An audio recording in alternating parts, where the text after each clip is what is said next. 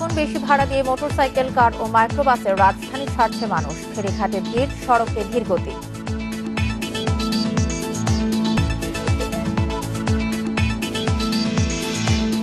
শেষ মুহূর্তে জমজমাট ঈদের বেচাকেনা। করোনা ও লকডাউনের কারণে চাহিদা মতো পণ্য দিতে পারছেন না ব্যবসায়ীরা।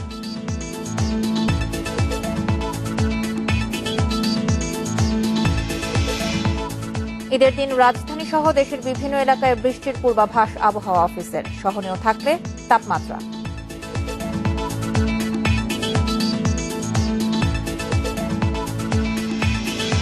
হাইকোর্টের রায়ের 10 বছরেও দখলমুক্ত হয়নি মোহাম্মদপুরের জামিয়া রহমানিয়া মাদ্রাসা। নিয়ন্ত্রণ করতেন মামুনুর।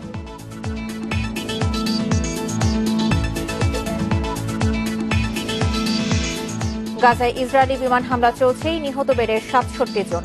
হামলা বন্ধে চাপ দেওয়ার আহ্বান মার্কিন আইন প্রণেতাদের।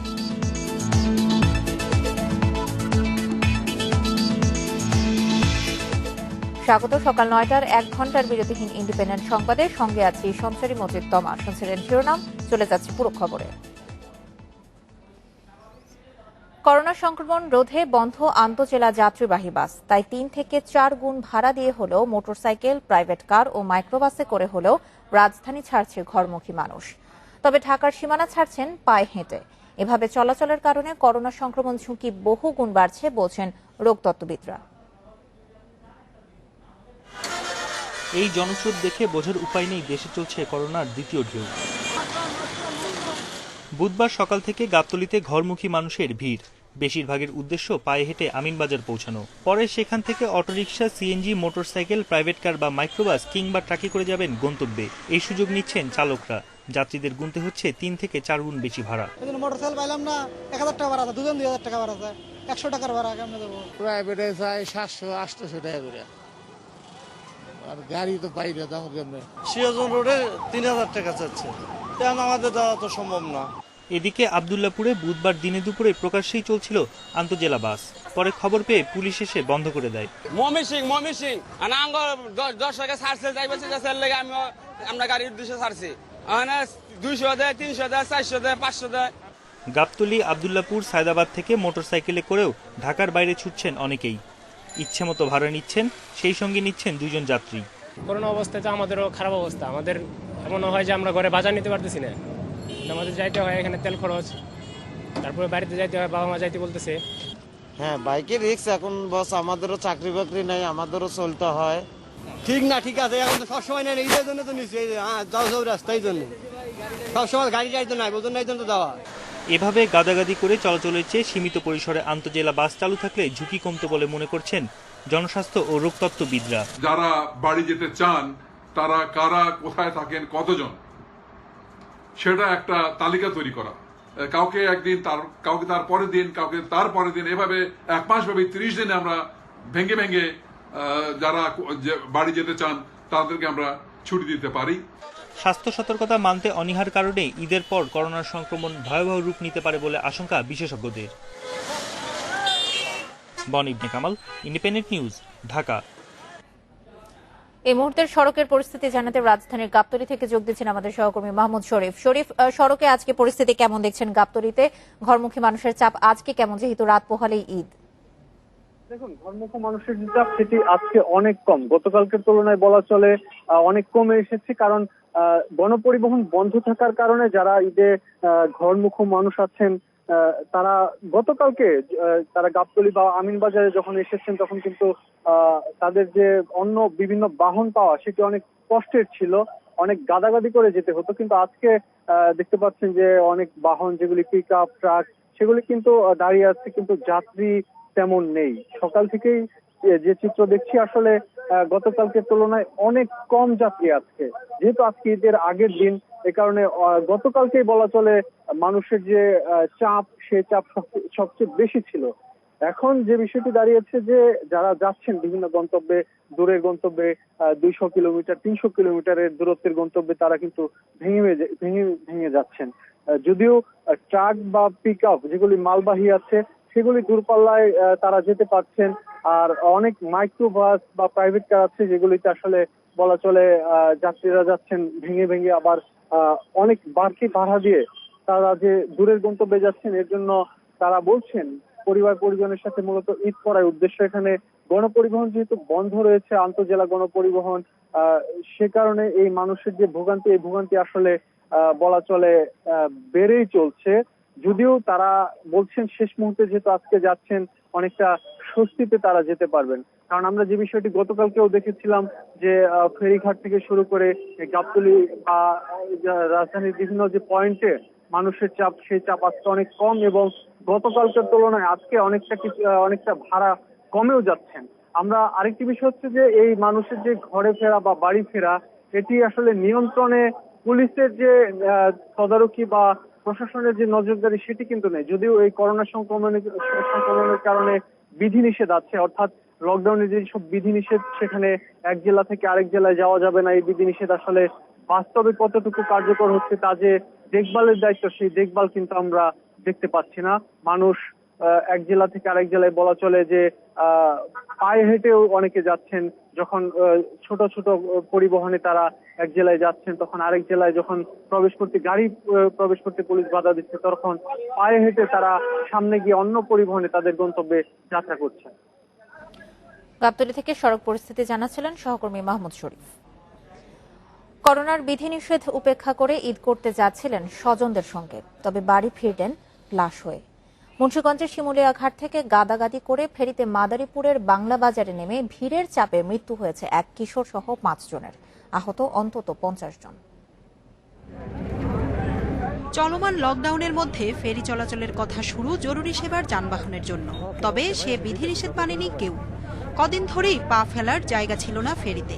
নামানো হয়েছিল বিজিবি, চাপ সামাল দিতে বাড়ানো হয়েছিল ফেরির সংখ্যাও, তারপরও ঠেকানো গেল না বিপর্যয়। ঘাটে ফেরি আসার অপেক্ষায় সময় নেই, তাই কে কার আগে উঠবেন সে নিয়ে শুরু হয় প্রতিযোগিতা।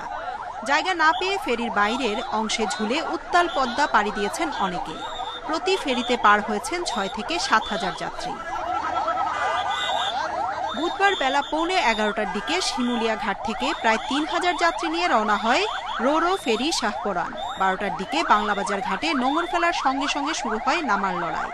তার নাম্বার থেকে ফোন গেছে, তো আমরা সেই সুবাদে মুলাদি থেকে এসে মাত্র পৌঁছলাম।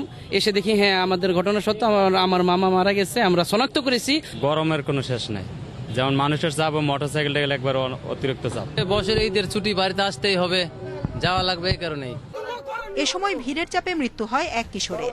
এরপর রো ফেরি এনায়েতপুরীতে ভিড়ের চাপে 2 নারী সহ মারা যান 4 জন। আহতদের ভর্তি করা হয়েছে মাদারীপুরের শিবচর উপজেলা স্বাস্থ্য কেন্দ্রে। বাড়িমুখী বিপুল এই জনস্রোত ঠেকানো সম্ভব নয় বলছে আইন শৃঙ্খলা বাহিনী।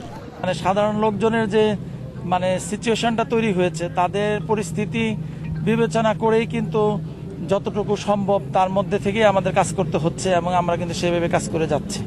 পরে নিহতদের পরিবার প্রতি 20,000 টাকা করে সহায়তা দেওয়ার কথা জানান মাদারীপুরের জেলা প্রশাসক। অতিরিক্ত রোদের তাপে এবং মানুষের গরমের চাপে এখানে মানুষ মারা গেছেন এবং আমরা 5 জন লাশ আমরা উদ্ধার করতে পেরেছি। তো আমরা মানুষের এই যে লাশগুলো পরিবহন করা এবং সৎকার করার জন্য আমরা লাশ প্রতি 20,000 টাকা করে সরকারি পক্ষ থেকে অনুদান দিচ্ছি। এদিকে শিমুলিয়া ঘাটে যাত্রীর চাপে উঠতে পারেনি কোনো অ্যাম্বুলেন্স বা জরুরি সেবার গাড়ি। ঘাটে প্রবেশের 1 কিলোমিটার আগে গাড়ি বন্ধ করে দেয়ায় যানজট ছড়িয়ে যায় 7 কিলোমিটার। জান্নাতুল ফেরদাউস তানভি, ইন্ডিপেন্ডেন্ট নিউজ, ঢাকা। মুন্সিগঞ্জের শিমুলিয়া ফেরিঘাটে আজও ঘরমুখী মানুষের ঢল নেমেছে। সকাল থেকেই নানা উপায়ে ঘাটে জড়ো হচ্ছেন তারা। আর বেলা বাড়ার সাথে সাথে মানুষের চাপ বাড়তে শুরু করেছে মানিকগঞ্জের পাটুরিয়া ঘাটে। সকাল থেকে যাত্রীর চাপ বাড়তে থাকে মুন্সিগঞ্জের শিমুলিয়া ঘাটে। সে সময় নিষেধাজ্ঞা অমান্য করে ঘাট এলাকা ছেড়ে যেতে থাকে যাত্রীবাহী ট্রলার, নেওয়া হয় অতিরিক্ত যাত্রী। যানবাহন না থাকায় দীর্ঘ পথ অনেকেই হেঁটে পৌঁছান ঘাট এলাকায়। যাত্রীদের ভিড় সামাল দিতে সবগুলো ফেরি চলাচল করছে, তবে কয়েক দফা বৃষ্টির কারণে ভোগান্তিতে পড়তে হয় ঘরমুখী মানুষকে। ব্যাপক জনসমাগম থাকলেও স্বাস্থ্যবিধি মানার বালাই নেই কোথাওই। তবে শিমুলিয়ার চেয়ে যাত্রীর চাপ কম মানিকগঞ্জের পাটুরিয়া ঘাটে। যদিও বেলা বাড়ার সাথে সাথে ঘাট এলাকার বাড়তে শুরু করেছে বাড়ি ফেরা মানুষের ভিড়। ফেরি চলাচল স্বাভাবিক থাকায় নদী পারাপার হতে তেমন সমস্যায় পড়তে হচ্ছে না বাড়ি ফেরা মানুষকে। পারাপার করা হচ্ছে যাত্রীবাহী গাড়ি সহ পণ্যবাহী যানবাহনও।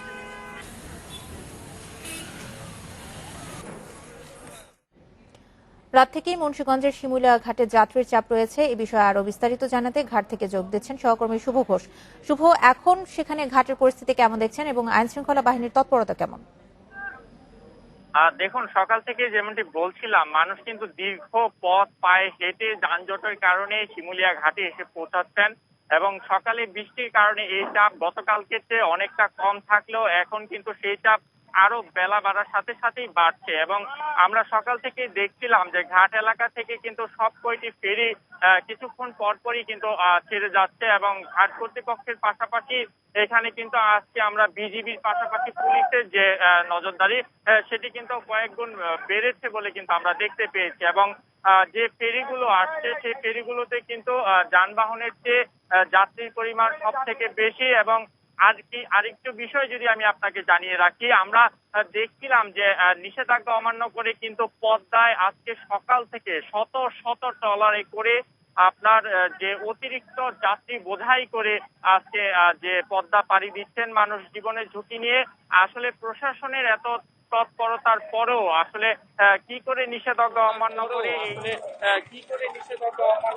এই চালিত ট্রলারগুলো এত যাত্রী নিয়ে যাচ্ছে, এই বিষয়গুলো নিয়ে কিন্তু আমরা জানার চেষ্টা করেছিলাম। তবে এই বিষয়ে কিন্তু আমরা কোনো সদুত্তর কারো কাছ থেকে পাইনি। তবে আর একটু যদি বলে রাখি যে ঘাট কর্তৃপক্ষ কিন্তু বলছেন যে পুরো ঘাটে যে মানুষের চাপ বেলা বাড়ার সাথে সাথে বাড়ছে, গতকাল থেকেই কিন্তু মানুষের এই চাপ বেড়েই চলেছে এবং ঘাট কর্তৃপক্ষ কিন্তু সবকটি ফেরি দিয়ে এই চাপ সামলাতে কিন্তু হিমশিম খাচ্ছেন। তবে আজকে গতকালকের যে চাপ কিছুটা কম থাকায় সকাল দিক থেকে পরিস্থিতি স্বাভাবিক থাকলেও আসলে এখন কিন্তু এই চাপ আরো বাড়ছে। তাই সবকিছু মিলিয়ে কিন্তু আসলে পুলিশ, বিজিবি এবং ঘাট কর্তৃপক্ষ কিন্তু পরিস্থিতি নিয়ন্ত্রণে আনছে, কিন্তু অনেকটাই আসলে বেগ পেতে হচ্ছে। এতে যে কয়টি ফেরি সকাল থেকে ঘাট এলাকা থেকে ছেড়ে গেছে তাতে কিন্তু যানবাহনের সংখ্যা তুলনামূলক খুবই কম। তাই আজকে যে কয়টা ফেরি আমরা সকাল থেকে ছেড়ে যেতে দেখেছি, সব কয়টা ফেরিতেই কিন্তু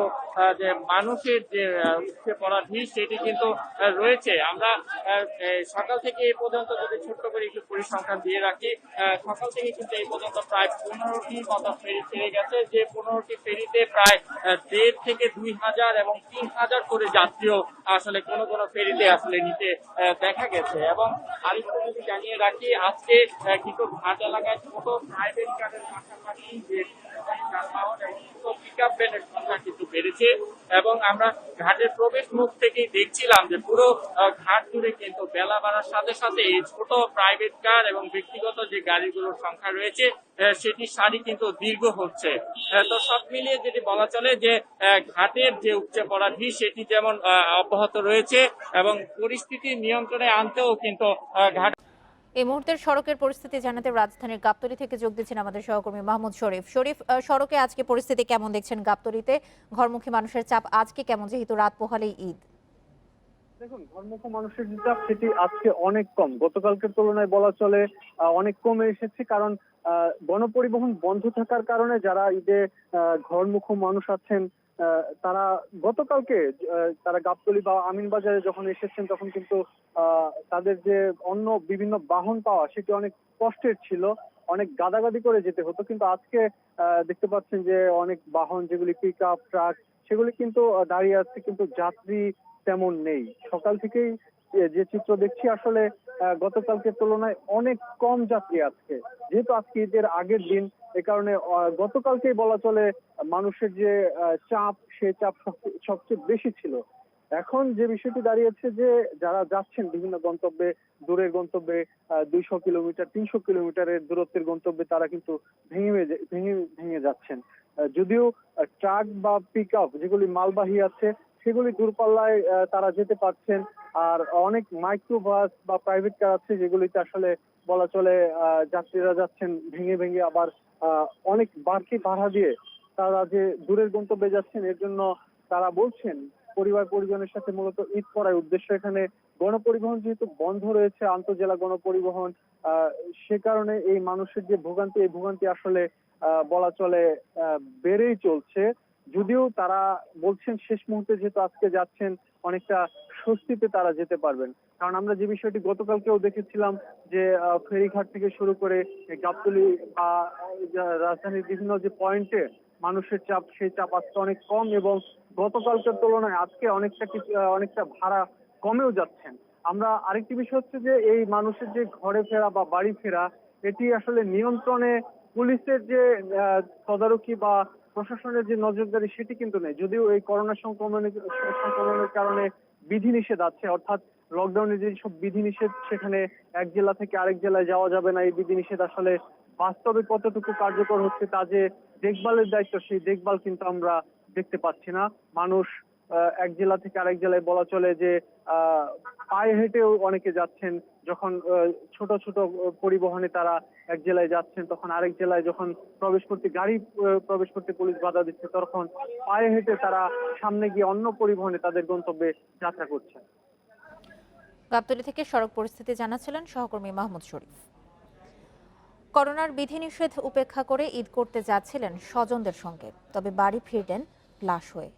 মুন্সিগঞ্জের শিমুলিয়া ঘাট থেকে গাদাগাদি করে ফেরিতে মাদারীপুরের বাংলা বাজারে নেমে ভিড়ের চাপে মৃত্যু হয়েছে এক কিশোর সহ 5 জনের, আহত অন্তত 50 জন। চলমান লকডাউনের মধ্যে ফেরি চলাচলের কথা শুরু জরুরি সেবার যানবাহনের জন্য, তবে সে বিধিনিষেধ মানেনি কেউ। কদিন ধরেই পা ফেলার জায়গা ছিল না ফেরিতে। নামানো হয়েছিল বিজিবি, চাপ সামাল দিতে বাড়ানো হয়েছিল ফেরির সংখ্যাও। তারপরও ঠেকানো গেল না বিপর্যয়। ঘাটে ফেরি আসার অপেক্ষায় সময় নেই, তাই কে কার আগে উঠবেন সে নিয়ে শুরু হয় প্রতিযোগিতা। জায়গা না পেয়ে ফেরির বাইরের অংশে ঝুলে উত্তাল পদ্মা পাড়ি দিয়েছেন অনেকে। প্রতি ফেরিতে পার হয়েছেন 6 থেকে 7 হাজার যাত্রী। বুধবার বেলা 11:15টার দিকে শিমুলিয়া ঘাট থেকে প্রায় 3000 যাত্রী নিয়ে রওনা হয় রো ফেরি শাহপরান। 12টার দিকে বাংলাবাজার ঘাটে নোঙর ফেলার সঙ্গে সঙ্গে শুরু হয় নামার লড়াই। তার নাম্বার থেকে ফোন গেছে, তো আমরা সেই সুবাদে মুলাদি থেকে এসে মাত্র পৌঁছলাম। এসে দেখি হ্যাঁ আমাদের ঘটনা সত্য, আমার মামা মারা গেছে। আমরা শনাক্ত করেছি। গরমের কোনো শেষ নাই, যেমন মানুষের চাপ ও মোটরসাইকেল গেলে একবার অতিরিক্ত চাপ। বছর ঈদের ছুটি বাড়িতে আসতেই হবে, যাওয়া লাগবে এই কারণেই। এ সময় ভিড়ের চাপে মৃত্যু হয় এক কিশোরের। এরপর রো ফেরি এনায়েতপুরীতে ভিড়ের চাপে 2 নারী সহ মারা যান 4 জন। আহতদের ভর্তি করা হয়েছে মাদারীপুরের শিবচর উপজেলা স্বাস্থ্য কেন্দ্রে। বাড়িমুখী বিপুল এই জনস্রোত ঠেকানো সম্ভব নয় বলছে আইনশৃঙ্খলা বাহিনী। সাধারণ লোকজনের যে সিচুয়েশনটা তৈরি হয়েছে, তাদের পরিস্থিতি বিবেচনা করেই কিন্তু যতটুকু সম্ভব তার মধ্যে থেকেই আমাদের কাজ করতে হচ্ছে এবং আমরা কিন্তু সেভাবে কাজ করে যাচ্ছি। পরে নিহতদের পরিবার প্রতি 20,000 টাকা করে সহায়তা দেওয়ার কথা জানান মাদারীপুরের জেলা প্রশাসক। অতিরিক্ত রোদের তাপে এবং মানুষের গরমের চাপে এখানে মানুষ মারা গেছেন এবং আমরা 5 জন লাশ আমরা উদ্ধার করতে পেরেছি। আমরা মানুষের এই যে লাশগুলো পরিবহন করা এবং সৎকার করার জন্য আমরা লাশ প্রতি 20,000 টাকা করে সরকারি পক্ষ থেকে অনুদান দিচ্ছি। এদিকে শিমুলিয়া ঘাটে যাত্রীর চাপে উঠতে পারেনি কোনো অ্যাম্বুলেন্স বা জরুরি সেবার গাড়ি। ঘাটে প্রবেশের 1 কিলোমিটার আগে গাড়ি বন্ধ করে দেয়ায় যানজট ছড়িয়ে যায় 7 কিলোমিটার। জান্নাতুল ফেরদাউস তানভি, ইন্ডিপেন্ডেন্ট নিউজ, ঢাকা। মুন্সিগঞ্জের শিমুলিয়া ফেরিঘাটে আজও ঘরমুখী মানুষের ঢল নেমেছে। সকাল থেকেই নানা উপায়ে ঘাটে জড়ো হচ্ছেন তারা। আর বেলা বাড়ার সাথে সাথে মানুষের চাপ বাড়তে শুরু করেছে মানিকগঞ্জের পাটুরিয়া ঘাটে। সকাল থেকে যাত্রীর চাপ বাড়তে থাকে মুন্সিগঞ্জের শিমুলিয়া ঘাটে। সে সময় নিষেধাজ্ঞা অমান্য করে ঘাট এলাকা ছেড়ে যেতে থাকে যাত্রীবাহী ট্রলার। নেওয়া হয় অতিরিক্ত যাত্রী। যানবাহন না থাকায় দীর্ঘ পথ অনেকেই হেঁটে পৌঁছান ঘাট এলাকায়। যাত্রীদের ভিড় সামাল দিতে সবগুলো ফেরি চলাচল করছে, তবে কয়েক দফা বৃষ্টির কারণে ভোগান্তিতে পড়তে হয় ঘরমুখী মানুষকে। ব্যাপক জনসমাগম থাকলেও স্বাস্থ্যবিধি মানার বালাই নেই কোথাওই। তবে শিমুলিয়ার চেয়ে যাত্রীর চাপ কম মানিকগঞ্জের পাটুরিয়া ঘাটে। যদিও বেলা বাড়ার সাথে সাথে ঘাট এলাকার বাড়তে শুরু করেছে বাড়ি ফেরা মানুষের ভিড়। ফেরি চলাচল স্বাভাবিক থাকায় নদী পারাপার হতে তেমন সমস্যায় পড়তে হচ্ছে না বাড়ি ফেরা মানুষকে। পারাপার করা হচ্ছে যাত্রীবাহী গাড়ি সহ পণ্যবাহী যানবাহন।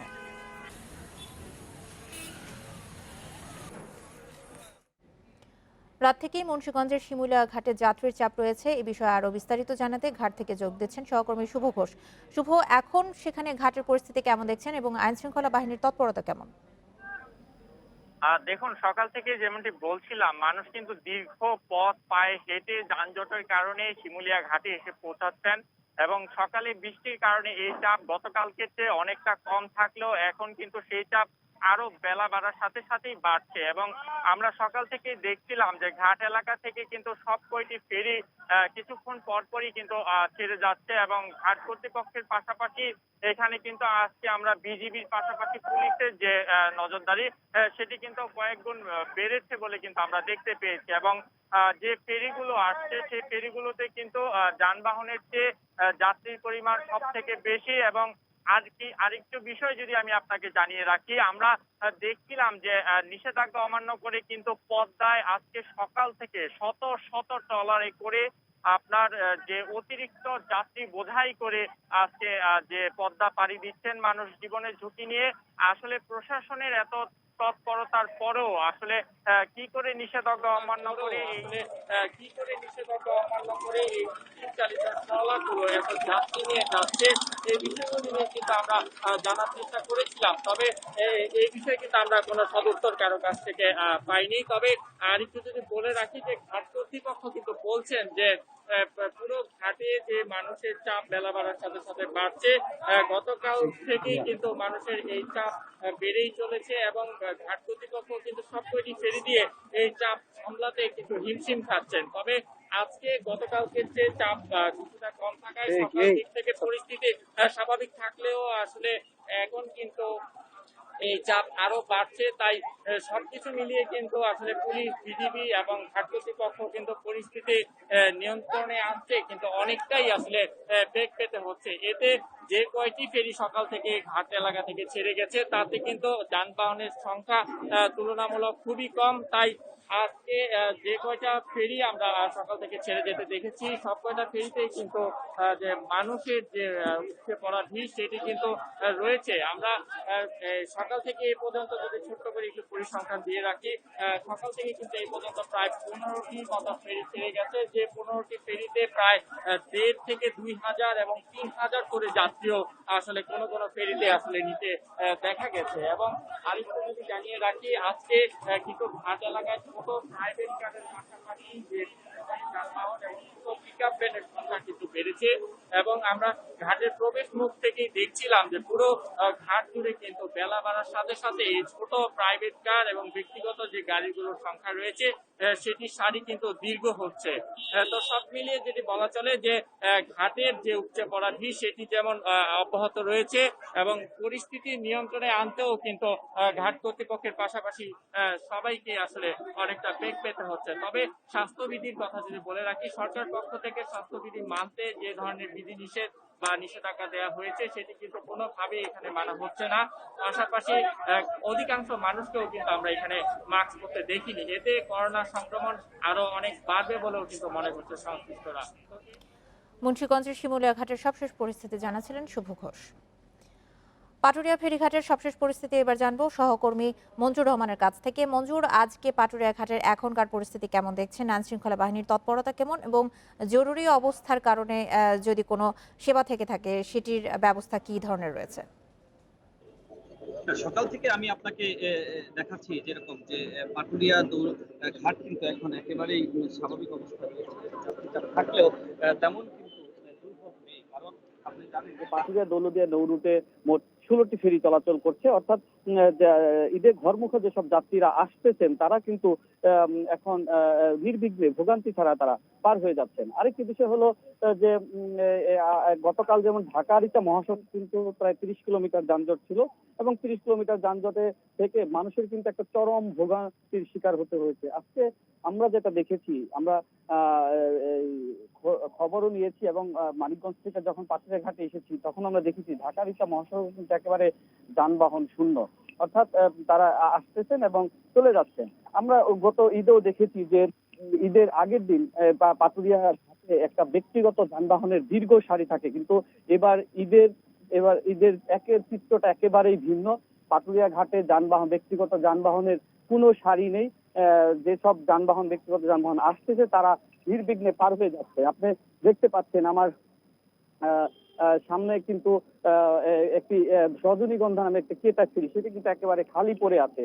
এবং ডান পাশে যে বীরশ্রেষ্ঠ হামিদুর রহমানের যে নামের যে রোরো ফেরিটা আছে, সেই ফেরিটা এখন লোড হচ্ছে, কিন্তু যানবাহন নেই, শুধু মানুষ যাচ্ছে। তার এসব মানুষ কিন্তু তুলনামূলকভাবে কম, অর্থাৎ যাত্রী গতকাল এবং পরশু আমরা যেভাবে যাত্রী দেখেছি, আজকে কিন্তু সেরকম যাত্রী নেই। এক যাত্রীর পরিমাণটা আমরা আজকে কম লক্ষ্য করছি। আমি কথা বলেছি বিআইডব্লিউটিসির পাটুরিয়া ঘাটের যে উপমহাব্যবস্থাপক জিল্লুর রহমান, তিনি আমাকে যেটা জানিয়েছেন যে যাত্রী এবং যে যানবাহন যারা দক্ষিণ পশ্চিম অঞ্চলে বসবাসকারী, তারা কিন্তু আসলে এতদিন চলে গেছে। কারণ অনেকের ধারণা ছিল রোজা 29টা হবে, অনেকের ধারণা রোজা 30টা হবে, যারা ভাবছে যে রোজা 29টা হবে তারা ইতিমধ্যে চলে গেছে, যে কারণেই যানবাহনের চাপটাও কম এবং জনদুর্ভোগও কম। তিনি বলেছেন তাদের বহরে যেহেতু 16টি ফেরি আছে, যতই যাত্রী আসুক, যতই যানবাহন আসুক, তারা কিন্তু নির্বিঘ্নেই পারাপার করতে পারবে। আরেকটি বিষয় আপনাকে বলি যে এই যে সরকার থেকে এই লকডাউনে কিন্তু মানিকগঞ্জের এই মানুষের যাতায়াত শিথিল ঠেকাতে, অর্থাৎ দূরপাল্লার যানবাহন আটকাতে কিন্তু মানিকগঞ্জের 3টি স্পটে কিন্তু আপনার চেকপোস্ট ছিল এবং বিজিবি চেকপোস্টে তারা দায়িত্ব পালন করছে। আজকে আমরা যেটা দেখেছি সেই মানিকগঞ্জের যে 3টি স্পট, অর্থাৎ ঢাকা-রিচা মহাসড়কের বারোবাড়িয়া, মানিকগঞ্জ সিংহের হেমায়ত। রাত পোহালেই ঈদ, শেষ মুহূর্তে দেশের বিভিন্ন স্থানে জমে উঠেছে ঈদ বাজারে কেনাকাটা। পছন্দের পণ্য কিনতে ক্রেতারা ছুটছেন বিভিন্ন বিপণী বিতানে। ব্যবসায়ীরা বলছেন করোনা পরিস্থিতি এবং লকডাউনের কারণে ক্রেতাদের চাহিদা মতো পণ্য দিতে পারছেন না তারা। তবে শর্ত সাপেক্ষে শপিং মল, মার্কেট খোলা থাকার কথা বলা হলেও কেউই মানছেন না স্বাস্থ্যবিধি। বরিশাল নগরীর বিপণী বিতানে ঈদ পোশাকের রকমারি আয়োজন। ক্রেতা সমাগমও বেশি, করোনা সংক্রমণ ঝুঁকির মধ্যেই চলছে কেনাকাটা। এখানে কোনো শৃঙ্খলা নেই, শেষ পরিস্থিতিতে খুবই প্রচুর পরিমাণে ভিড়, আর যার কাছ থেকে যা পারছে তাই দাম নিচ্ছে। রাজশাহীর শপিং মলগুলোতে তৈরি পোশাকের শোরুমের পাশাপাশি কসমেটিক্স ও জুতা স্যান্ডেলের দোকানে ভিড় বেড়েছে। পছন্দের পণ্য কিনতে ক্রেতারা ছুটছেন এক জায়গা থেকে আরেক জায়গায়। মাস্ক পরে, হ্যান্ড স্যানিটাইজার ব্যবহার করে আমরা ঈদের কেনাকাটা করছি। চেষ্টা করছি স্বাস্থ্যবিধি মেনে দোকানদারি করার। শেষ মুহূর্তে সিলেটের সবগুলো শপিং মলেই উপচে পড়া ভিড়। দাম নিয়ে ক্রেতা বিক্রেতার পাল্টাপাল্টি অভিযোগ থাকলেও স্বাস্থ্যবিধি নিয়ে দেখা গেছে অনীহা। স্বাস্থ্যবিধি মেনেই শপিং করতে আসছি, কোনো সমস্যা নাই। মাস্ক আছে, সাথে হ্যান্ড স্যানিটাইজারও আছে। খুলনায় শেষ সময়ে বেচাকেনা বাড়লেও ক্রেতাদের চাহিদা মতো পণ্য দিতে পারছেন না ব্যবসায়ীরা। এজন্য করোনা পরিস্থিতি ও লকডাউনকে দুষছেন তারা। কাস্টমার ভালো পাচ্ছি, কিন্তু দুর্ভাগ্যজনক আমাদের প্রোডাক্ট নাই, মাল নাই। আমরা ঢাকাও যোগাযোগ করছি, ওরা মাল করে নাই করোনার জন্য। বগুড়ায় উপচে পড়া ভিড়ের মধ্যেই শেষ মুহূর্তের কেনাকাটায় ব্যস্ত ক্রেতারা। ছোটদের পোশাক, জুতা স্যান্ডেল, আতর, টুপি ও কসমেটিক্সের দোকানে জনসমাগম বেশি। মার্কেটে যেরকম লোকজন দেখা যাচ্ছে, ক্রেতা দেখা যাচ্ছে, সেই তুলনায় আলহামদুলিল্লাহ অনেকটা ভালো আশা করা যাচ্ছে। রংপুরে বিভিন্ন মার্কেটের পাশাপাশি ফুটপাতে চলছে জমজমাট কেনাকাটা। সকলকে আগামী ঈদের অগ্রিম শুভেচ্ছা জানাচ্ছি এবং পাশাপাশি আমরা আশা করি যেন সকলে স্বাস্থ্যবিধি মেনে ঈদের জামাত আদায় করেন এবং আগামীতে যেন স্বাস্থ্যবিধি মেনে আমরা ব্যবসা পরিচালনা করতে পারি। এছাড়া ছোট বড় অন্য শহরেও ঈদ বাজারে ক্রেতা বিক্রেতার পদচারণায় মুখর হয়ে উঠলেও বেশিরভাগ মানুষই উদাসীন স্বাস্থ্যবিধি নিয়ে। Mamunur Rashid, independent news desk. আপনারা দেখছেন বিরতিহীন ইন্ডিপেন্ডেন্ট সংবাদ। অন্যান্য খবরের সাথে সংবাদে আরো যা থাকছে। করোনায় লোকসানে 5 তারকা হোটেলগুলো অর্ধেকের বেশি কর্মী ছাঁটাই, ঋণ সুবিধা দেওয়ার পরামর্শ।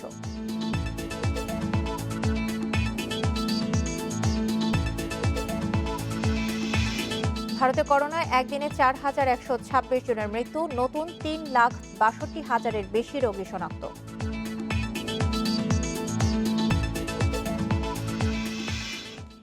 শেষ সময়ে রাজধানীতে জমে উঠেছে ঈদের কেনাকাটা। করোনা মহামারীর মধ্যেও বিভিন্ন বিপণী বিতান কিংবা ফুটপাতে ক্রেতার উপচে পড়া ভিড়। মার্কেটের প্রবেশপথে স্বাস্থ্যবিধি মানা হলেও বিভিন্ন দোকানে তা মানা হচ্ছে না।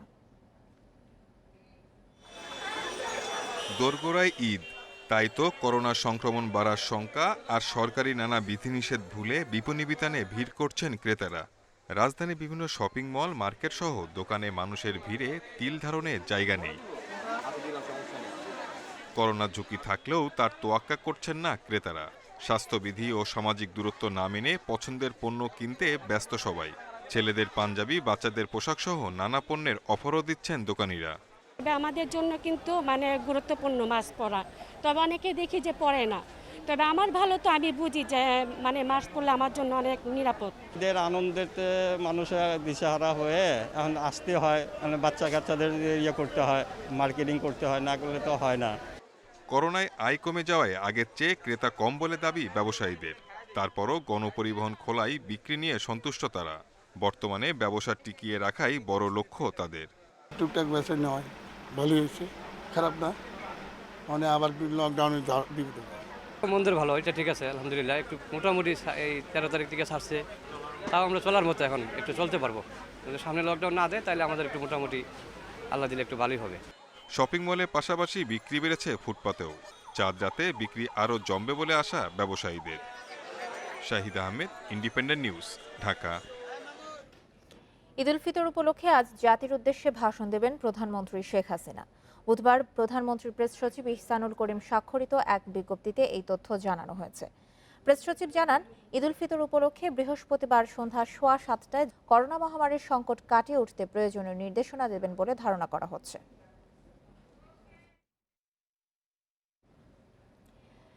ঈদের দিন সকালে উত্তরাঞ্চল, ময়মনসিংহ ও ঢাকা বিভাগের কয়েক জায়গায় হালকা বৃষ্টির পূর্বাভাস দিয়েছে আবহাওয়া অধিদপ্তর। সহনীয় পর্যায়ে থাকবে তাপমাত্রা। ঈদের আগের রাতে ঢাকা, ময়মনসিংহ, সিলেট ও রংপুর অঞ্চলে হতে পারে ভারী বর্ষণ। গত কয়েকদিন ধরেই দেশের বিভিন্ন স্থানে বৃষ্টি হচ্ছে। আবহাওয়া অধিদপ্তর বলছে আরও কয়েকদিন থাকতে পারে এই অবস্থা। ঈদের দিনও দেশের বিভিন্ন জায়গায় বৃষ্টির সম্ভাবনা রয়েছে। দিনের তাপমাত্রা বাড়বে 1 থেকে 2 ডিগ্রি সেলসিয়াস। ঈদের দিন তাপমাত্রা থাকবে সর্বোচ্চ 36 থেকে 37 ডিগ্রি সেলসিয়াস পর্যন্ত। এছাড়া ঈদের আগের রাতে ঢাকা, ময়মনসিংহ, সিলেট, রংপুর অঞ্চলের কিছু জায়গায় বৃষ্টি বা বজ্রসহ বৃষ্টি হওয়ার সম্ভাবনা রয়েছে। আশঙ্কা করা যাচ্ছে উত্তরবঙ্গে রংপুর, রাজশাহী, দিনাজপুর, তারপর আমাদের ময়মনসিংহ, ঢাকা বিভাগের কয়েক জায়গায় হালকা কোথায় গুড়ি গুড়ি বৃষ্টি হওয়ার সম্ভাবনা রয়েছে, যা হবে আবার তারপর আস্তে আস্তে ওয়েদার ভালো হয়ে যাবে। ঈদের 2-3 দিন পর ঝড়ের পূর্বাভাস দিচ্ছে আবহাওয়া অধিদপ্তর। চলতি মাসে আরও 1 থেকে 2টি কালবৈশাখীর আশঙ্কা রয়েছে। সুলতানা জাহান মিতু, ইন্ডিপেন্ডেন্ট নিউজ, ঢাকা। এবার ঈদ আনন্দ নেই প্রায় 5 লাখ নন এমপিওভুক্ত শিক্ষকের। করোনার কারণে স্কুল, কলেজ, মাদ্রাসা বন্ধ। 1 বছরের বেশি সময় ধরে বেতন পাচ্ছেন না। তবে মন্ত্রণালয় বলছে তাদের পাশে থাকার চেষ্টা চলছে, শিগগিরই দেয়া হবে প্রণোদনা। করোনার কারণে শিক্ষা প্রতিষ্ঠান বন্ধ 1 বছরেরও বেশি। এতে সবচেয়ে বড় বিপাকে পড়েছেন স্কুল, কলেজ, মাদ্রাসার নন এমপিও সহ কিন্ডারগার্টেনের শিক্ষকরা। নুরুল আমিন চাকরি করেন রাজধানীর একটি স্কুলে, বেতন পাচ্ছেন না 1 বছর ধরে। পরিবার নিয়ে জীবন ধারণ করাই এখন কঠিন। সেখানে ঈদ উদযাপন তার জন্য বিলাসিতা। আমি এই 1.5 বছরে নিঃস্ব হয়ে গেছি। আমি এখান থেকে কিভাবে বের হব জানি না। আমার ফ্যামিলিতে ঈদ বলতে কিছু নেই। শিক্ষক সংগঠনগুলো বলছে 5 লাখের মতো শিক্ষক 1 বছরের বেশি সময় ধরে বেতন পাচ্ছেন না। মানবেতর জীবন কাটাচ্ছেন তারা। এই অবস্থা কাটাতে সংশ্লিষ্ট সব মহলকে পাশে থাকার আহ্বান তাদের। শিক্ষকেরা বলছেন স্কুলগুলো ছাড়াও সরকারের কোনো পর্যায় থেকেই তাদের কোনো খোঁজখবরও নেওয়া হচ্ছে না। অনেকেই ছেড়েছেন শহর, বদলেছেন পেশা। নন এমপিও শিক্ষকরা খুবই আর্থিক সংকটে আছে। আমরা চাচ্ছি সরকার যেন নন এমপিও শিক্ষকদের প্রতি আশু দৃষ্টি রাখে। তাদের জীবন ব্যবস্থা এবং অর্থনীতি সংকট চরম পর্যায়ে। আমি মনে করি যে সরকার যদি তাদের পাশে থাকা উচিত এই মুহূর্তে। শিক্ষা মন্ত্রণালয় বলছে নন এমপিও শিক্ষকদের প্রণোদনা দেওয়ার কাজ চলছে। শিগগিরই তা বুঝে পাবেন তারা। আমাদের নন এমপিওভুক্ত শিক্ষকদের প্রণোদনা দেওয়ার জন্য যে কাজটি সেটি চলমান রয়েছে। পরিপত্র জারি করা হয়েছে। শিক্ষক কর্মচারীদের যেই জিপিএফ আছে এবং যে স্থায়ী আমানত আছে প্রয়োজনে সেই জিপিএফ এবং স্থায়ী আমানত থেকে অর্থ সংকুলানের জন্য একটি নির্দেশনা দেওয়া হয়েছে। এর আগে গত বছর নন এমপিও শিক্ষকদের 5,000 টাকা করে প্রণোদনা দিয়েছিল শিক্ষা মন্ত্রণালয়। নূরে আলম, ইন্ডিপেন্ডেন্ট নিউজ, ঢাকা। চিকিৎসার জন্য খালেদা জিয়ার বিদেশ যাত্রা নিয়ে তৈরি হয়েছে আইনি জটিলতা। আইনমন্ত্রীর বক্তব্য, এক্ষেত্রে সাজা মওকুফ চেয়ে তাকে করতে হবে ক্ষমা প্রার্থনা। তবে সুপ্রিম কোর্টের আইনজীবীরা বলছেন, দুটি দুর্নীতি মামলার রায়ের বিরুদ্ধে 3টি আপিল আবেদন হাইকোর্ট ও আপিল বিভাগে থাকায় ক্ষমা চাওয়ার সুযোগ নেই। সম্প্রতি করোনায় আক্রান্ত হয়ে হাসপাতালে ভর্তি হন খালেদা জিয়া। এ পর্যায়ে সিসিইউতে নিয়ে দেওয়া হয় অক্সিজেন। এর পরপরই চিকিৎসার জন্য বিদেশ নিতে আবেদন করে তার পরিবার। তবে ফৌজদারি কার্যবিধিতে সে সুযোগ না থাকায় নাকচ হয় সে আবেদন।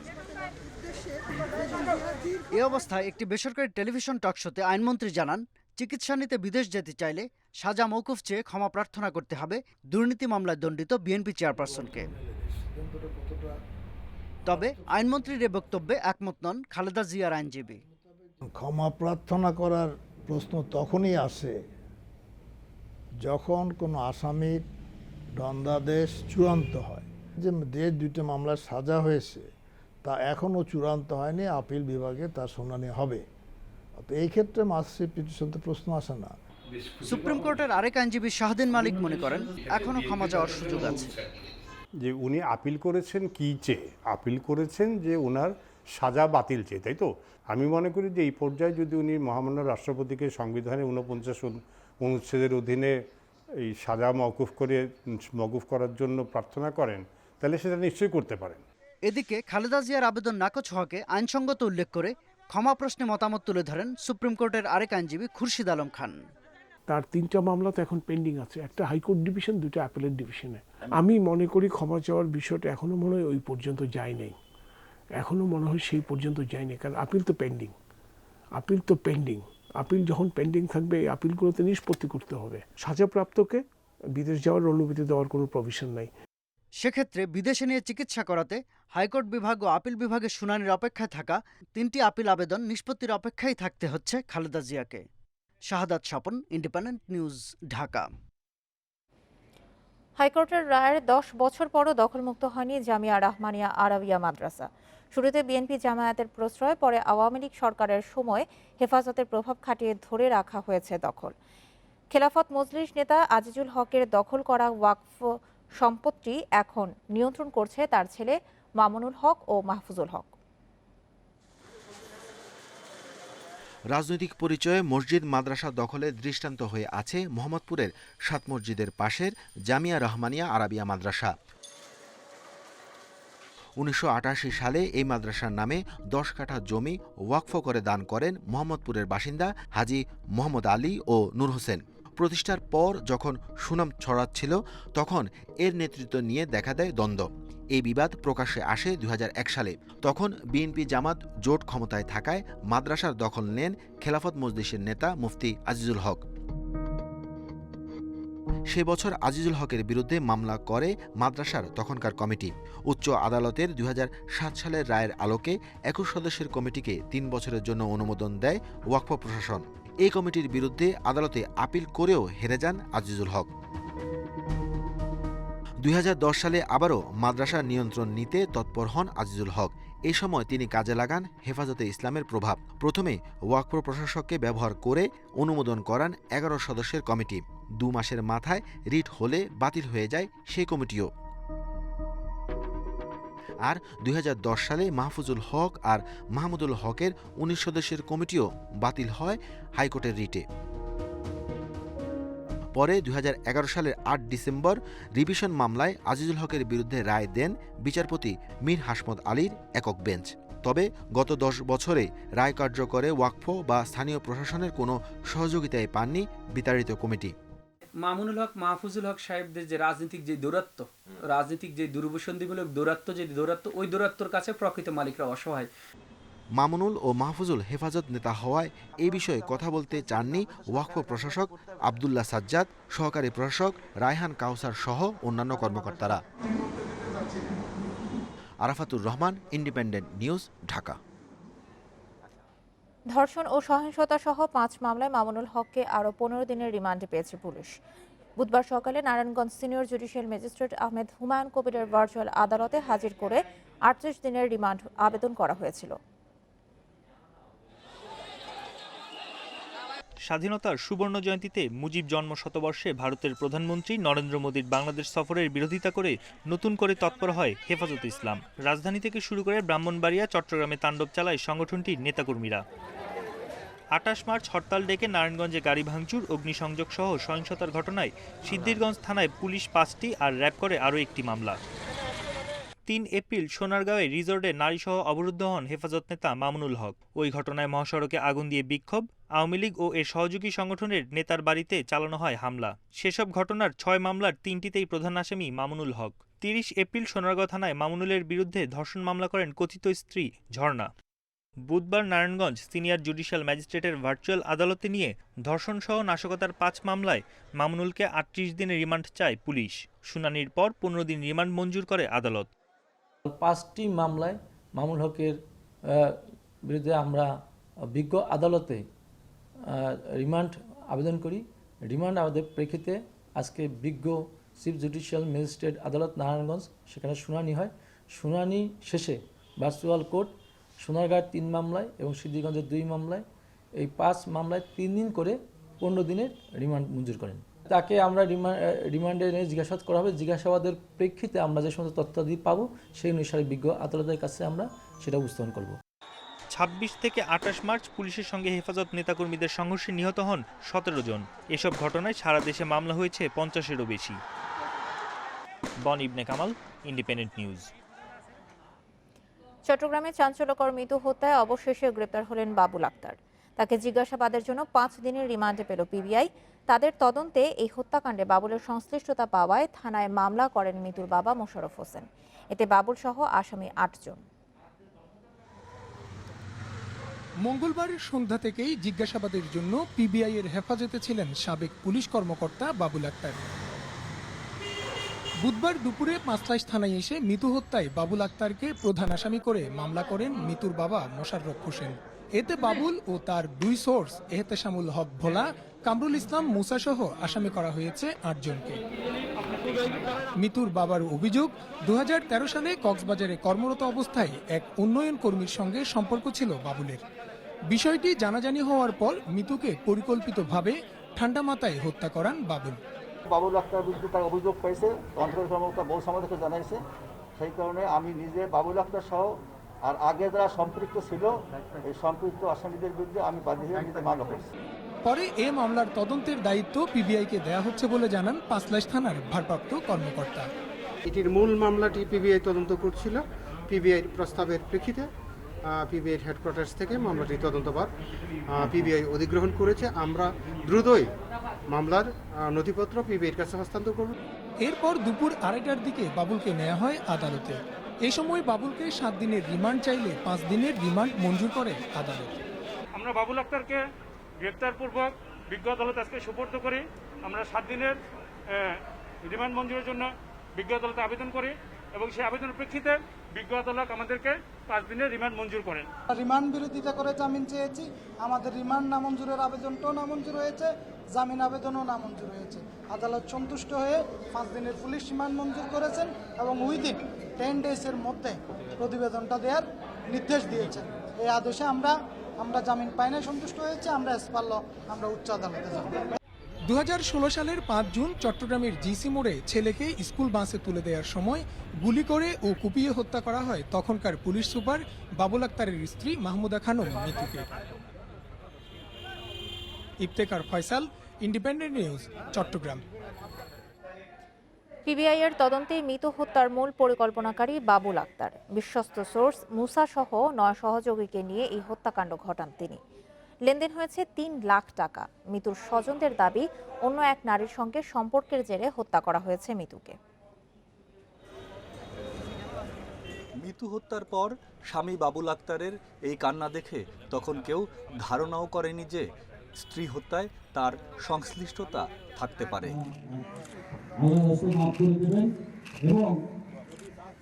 অথচ 5 বছরের মাথায় সে অভিযোগেই হত্যা মামলার প্রধান আসামি হয়ে যেতে হলো রিমান্ডে। তদন্তকারী সংস্থা পিবিআই জানিয়েছে, তদন্তে দেখা গেছে তখনকার এসপি বাবুলের পরিকল্পনায় এ হত্যাকাণ্ডে নেতৃত্ব দেন তার বিশ্বস্ত সোর্স মুসা শিকদার। তার সঙ্গে ছিলেন আরও 9 জন। মিতুকে হত্যার পর মুসাকে 3 লাখ টাকাও পাঠান বাবুল। খুন করার যে মূল নেতা সে হচ্ছে মুসা, পলাতক মুসা।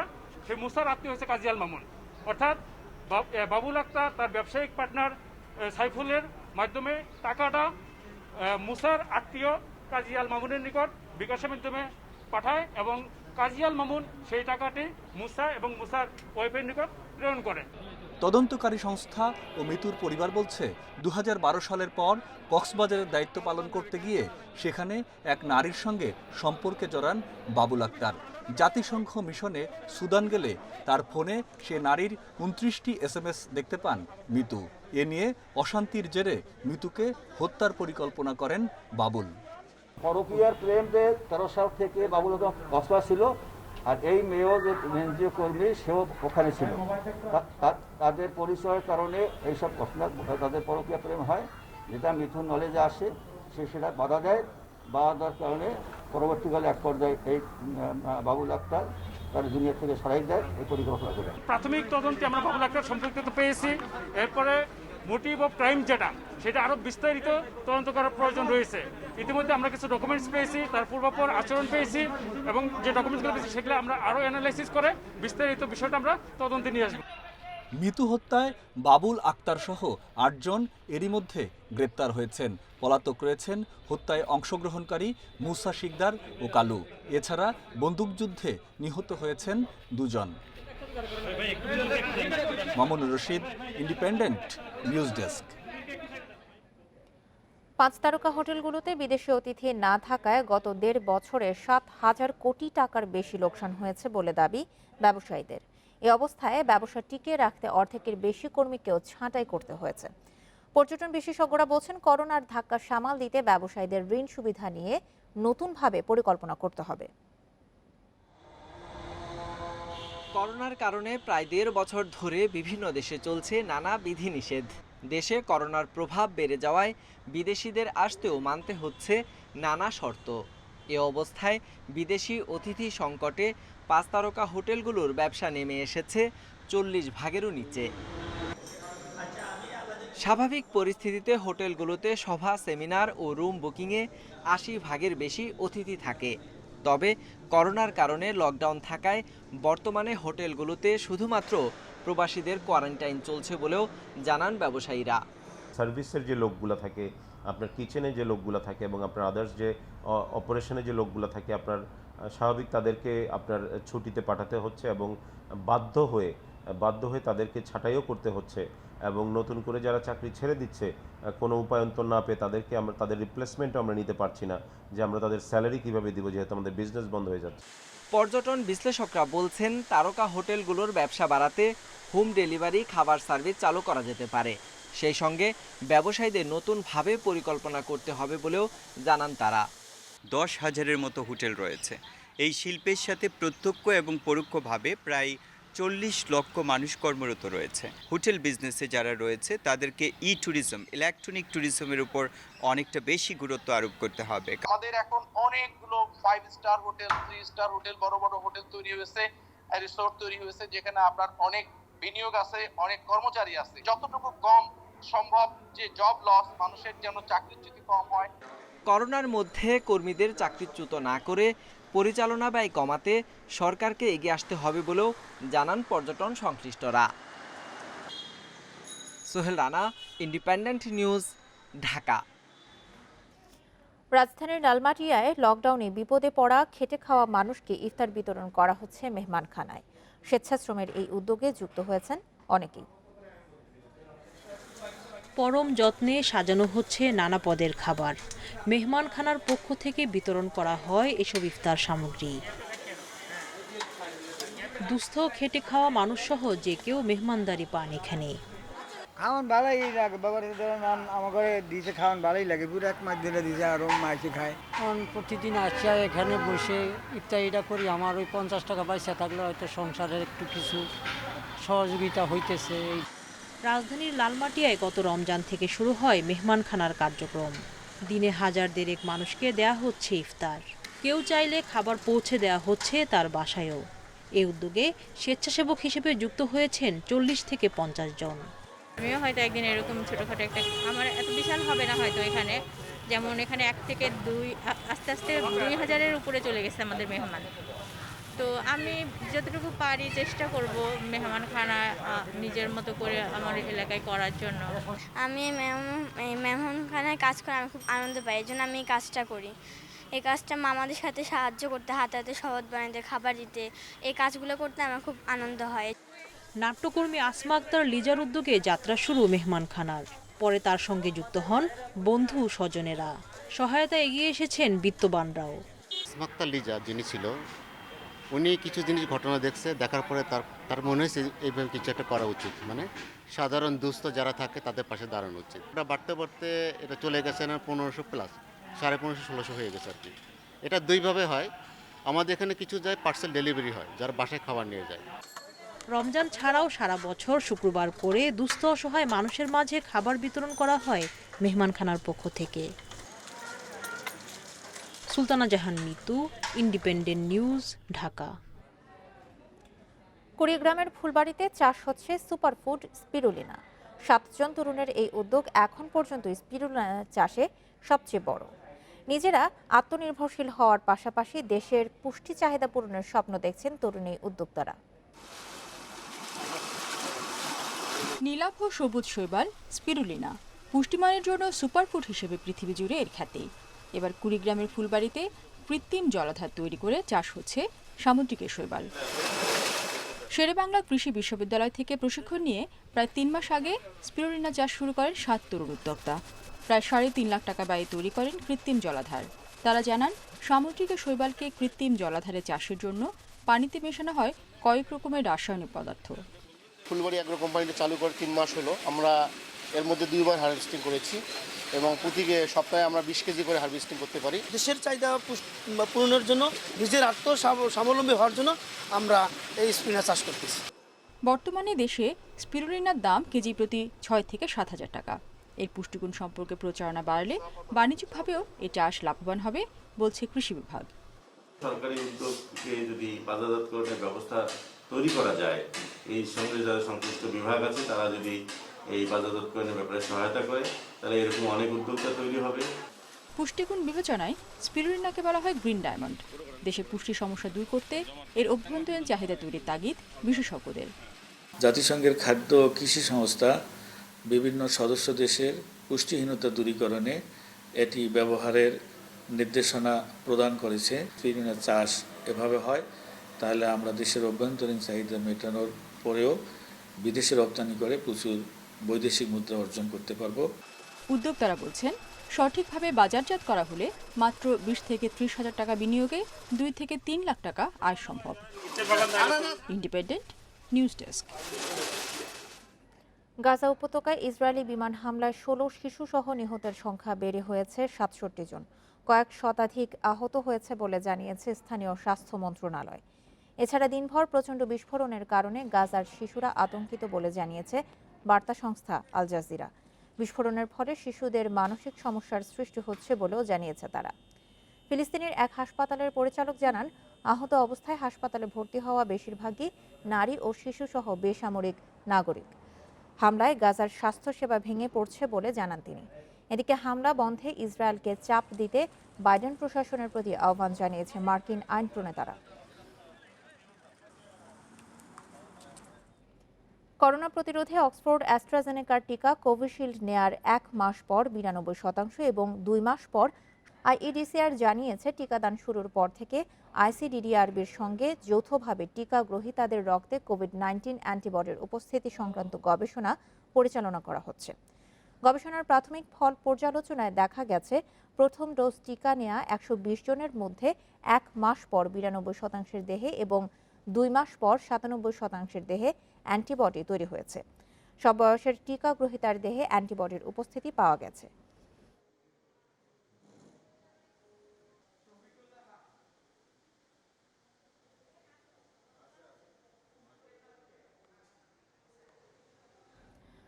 ভারতে করোনায় একদিনে 4,126 জনের মৃত্যু হয়েছে। নতুন শনাক্ত 3,62,000 রোগী। এ নিয়ে দেশটিতে মোট মৃত্যু 2,58,000-এর বেশি। আক্রান্ত হয়েছে 2,37,00,000-এর বেশি রোগী।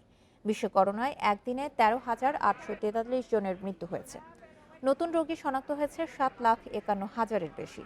এ নিয়ে বিশ্বে মোট প্রাণহানি ছাড়ালো 33,44,000 এবং আক্রান্ত 16,10,00,000-এর বেশি রোগী। ব্রাজিলে মৃত্যু হয়েছে 2,545 জনের এবং আক্রান্ত হয়েছে 76,600-র বেশি মানুষ। এদিকে থাইল্যান্ডের ব্যাংককে 2টি কারাগারে প্রায় 3,000 বন্দীর মধ্যে করোনা শনাক্ত হয়েছে। স্লোভাকিয়ার স্বাস্থ্যমন্ত্রী জানিয়েছেন, যাদের অ্যাস্ট্রাজেনেকার দ্বিতীয় ডোজ বাকি তাদের টিকা দেওয়া হবে। দেশটির state institute of drug control অ্যাস্ট্রাজেনেকার দ্বিতীয় ডোজ বন্ধ ঘোষণা করেছিল। পরিবারের সাথে ঈদ উদযাপনের জন্য জাতীয় ফুটবল দলের ক্যাম্প স্থগিত করেছে বাফুফে। পাশাপাশি বসুন্ধরা কিংসের 10 খেলোয়াড় যোগ না দেওয়ায় 16 মে পুনরায় ক্যাম্পের ডাক ন্যাশনাল টিমস কমিটির। 17 মে থেকে মাঠের অনুশীলনে নামবে জামাল সাদরা। 22 অথবা 23 মে কাতার যাবে জিমিডের শিষ্যরা। বিশ্বকাপ ও এশিয়ান বাছাইকে সামনে রেখে ঘরোয়া মৌসুম চলাকালে ঘটা করেই জাতীয় ফুটবল দলের ক্যাম্পের ডাক ন্যাশনাল টিমস কমিটির। ক্লাব নাকি জাতীয় দল এমন প্রশ্নে বাফুফে জুড়ে দিয়েছিল কিছু শর্ত। ক্লাবের খেলা শেষ করে ক্যাম্পে যোগ দেওয়ার কথা ছিল ফুটবলারদের। বাস্তবে দেখা গেছে ভিন্ন চিত্র। প্রথম দিনের পর দ্বিতীয় দিনও ক্যাম্পে যোগ দেয়নি অনেক খেলোয়াড়। তাই তো রিপোর্টিংয়ের শেষ দিনে ক্যাম্প স্থগিতে বাধ্য হলো বাফুফে। নতুন তারিখ 16 মে। আমাদের মুক্তিযোদ্ধার প্লেয়ার এসেছিল, সাইফের প্লেয়ার এসেছিল, শেখ জামালের প্লেয়ার এসেছিল, গতকালকে যাদের খেলা ছিল আজকে সবাই এসেছিল, ওদেরকে আমরা কিন্তু ছুটি দিয়ে দিয়েছি। তো আসলে এইভাবে আরো সুবিধা হলো যে বসুন্ধরার যে প্লেয়াররা ওরাও যেহেতু ফেডারেশন থেকে যোগাযোগ করা হচ্ছে, ওরাও যেহেতু ঈদের পরে যোগাযোগ ক্যাম্পে উঠবে, এই কারণে আসলে আমরা সবাইকে একসাথে নিয়ে ক্যাম্পটা শুরু করলে ফেডারেশন মনে করছে ক্যাম্পে হবে। বিশ্বে করোনার দ্বিতীয় ঢেউয়ে দিশেহারা সবাই। তারপরও জুনের ফিফা উইন্ডোতে বিশ্বকাপ ও এশিয়ান বাছাই পর্ব আয়োজনে এখনও শক্ত অবস্থানে এএফসি। 19 মে অংশগ্রহণকারী 5 দেশের মধ্যে ভার্চুয়াল আলোচনা শেষে জানানো হবে চূড়ান্ত নিয়মাবলী। দ্রুতই চূড়ান্ত ফিকচার ও ভেন্যুর কথাও জানায় এএফসি। কোভিড প্রোটোকল কীভাবে কাতারে গিয়ে কি কোভিড প্রোটোকল সবাইকে মানতে হবে, কি সিস্টেমের মধ্যে থাকতে হবে, কীভাবে বায়োবাবল ফলো করতে হবে এবং অন্যান্য যে প্রোটোকলগুলো রয়েছে সেগুলো সম্পর্কে সবাইকে যেমন বিস্তারিত অবহিত করা হবে, সেটাই হচ্ছে মিটিংটার এজেন্ডা। তারা খুব শীঘ্রই খেলার যে ফিকচার, স্পেসিফিক ভেন্যু, টাইম, সকল কিছু উল্লেখ করে খেলার ম্যাচ অফ দ্য দিনের নাম তারা আগামী 2 দিনের মধ্যেই ডিক্লেয়ার করবেন। কোয়ারেন্টিন শেষে হেড কোচ জেমিডের অধীনে ফুটবলারদের অনুশীলন করার সুযোগ মিলবে 17 মে থেকে। Kamrul Hasnat, independent news, Dhaka. সিরিয়াতে সাসোলোকে 3-1 গোলে হারিয়েছে ইউভেন্টাস। ম্যাচে ইউভের দ্রুততম ফুটবলার হিসেবে 100 গোল দেওয়ার কীর্তি গড়েন রোনালদো। CR7ই একমাত্র ফুটবলার যার জাতীয় দল এবং 3টি ক্লাবের প্রতিটিতে 100 গোলের রেকর্ড আছে। ম্যাচে প্রথম গোলটি রাবিওর, এরপর বিরতির আগেই ব্যবধান দ্বিগুণ করেন রোনালদো। দ্বিতীয়ার্ধে রাসপাদোরি ব্যবধান কমানোর পর ইউভেন্টাসের তৃতীয় গোলটি দেন দিবালা। শীর্ষ 4-এর লড়াইয়ে থাকা অন্য দলগুলো জয় পাওয়ায় আগের মতোই পয়েন্ট তালিকার 5 নম্বরে আছে ইউভেন্টাস। এদিকে ফ্রেঞ্চ কাপের সেমিতে এমবাপের জোড়া গোলের পরও ম্যাচ গড়ায় টাইব্রেকারে। পেনাল্টিতে 6-5 ব্যবধানে মপেলিয়েকে হারিয়ে ফাইনালে উঠেছে পিএসজি। লা লিগায় সোসিয়েদাদকে হারিয়ে শিরোপার আরও কাছাকাছি চলে গেল অ্যাটলেটিকো মাদ্রিদ। কারাস্কো ও কোরেয়ার গোলে প্রথমার্ধেই লিড দ্বিগুণ করে মাদ্রিদের দলটি। এরপর আর ম্যাচে ফিরতে পারেনি সোসিয়েদাদ। 2-1 গোলের জয়ে শীর্ষ অবস্থান শক্ত করল অ্যাটলেটিকো। তাদের সাথে 4 পয়েন্ট ব্যবধান 2 নম্বর দল বার্সার, আর রিয়ালের সাথে সুয়ারেজদের ব্যবধান 5 পয়েন্ট। লিগের বাকি 2 ম্যাচ জিতলে অ্যাটলেটিকোই হবে চ্যাম্পিয়ন। এদিকে ইংলিশ প্রিমিয়ার লিগে চেলসিকে 1-0 গোলে হারিয়েছে আর্সেনাল। জর্জিনিওর হাস্যকর ভুলে 16 মিনিটে গোল হজম করে দ্য ব্লুজ, কিন্তু পুরো ম্যাচে গানারদের ডিফেন্স ভাঙতে পারেনি চেলসি। চলতি লিগে মুখোমুখি 2 ম্যাচেই চেলসিকে হারালো আর্সেনাল। গানারদের শীর্ষ 4-এর আশা শেষ। ইউরোপা লিগে জায়গা করে নিয়েই এখন লক্ষ্য তাদের। বিশ্বকাপের প্রস্তুতি আর ওয়ানডে সুপার লিগ বিবেচনায় বাড়তি গুরুত্ব পাচ্ছেন শ্রীলঙ্কার বিপক্ষে ওয়ানডে সিরিজ। লঙ্কানরা তারুণ্য নির্ভর দল নিয়ে আসবে, অন্যদিকে অনেকদিন পর বাংলাদেশ খেলবে পুরো শক্তির দল নিয়ে। সিরিজ জয়ের পথ সহজ করতে স্লো এবং ফ্ল্যাট উইকেটের পরামর্শ টিম লিডার খালেদ মাহমুদ সুজনের। সামনে 2 বছর 2 টি-20 বিশ্বকাপ, 2023-এ ওয়ানডে বিশ্বকাপ, সেই সব মাথায় রেখেই চলছে দলগুলোর প্রস্তুতি। সব দলই গড়ছে ভবিষ্যতের দিকে তাকিয়ে। ওয়েস্ট ইন্ডিজ যেমন বাংলাদেশে পাঠিয়েছিল একেবারে নতুন দল, লঙ্কানরাও বাংলাদেশে আসবে তারুণ্য নির্ভর দল নিয়ে। এতে করে পূর্ণ শক্তি দলের বিপক্ষে খেলার সুযোগ হচ্ছে না বাংলাদেশের। বাংলাদেশ দলও যে ভবিষ্যতের কথা ভাবছে না তেমনটা নয়, আগামী তারকারা ধারাবাহিক হতে পারছেন না, ভাবনাটা এখানেই।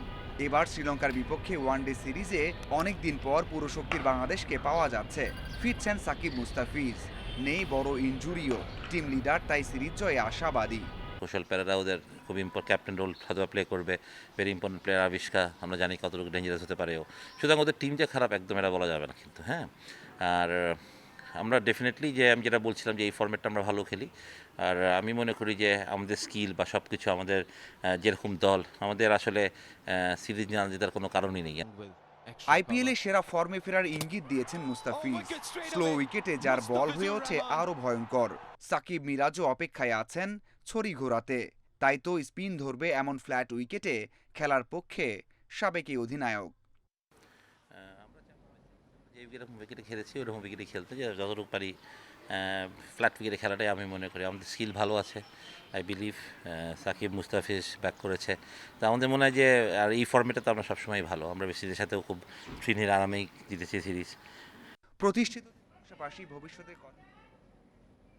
এ ছিল এখনকার ভিডিওতে ইন্ডিপেন্ডেন্ট সংবাদে। ইন্ডিপেন্ডেন্ট টেলিভিশনের সব খবর আরও বিস্তারিত জানতে চোখ রাখুন ফেসবুক, ইউটিউব এবং টুইটারে। ধন্যবাদ সবাইকে।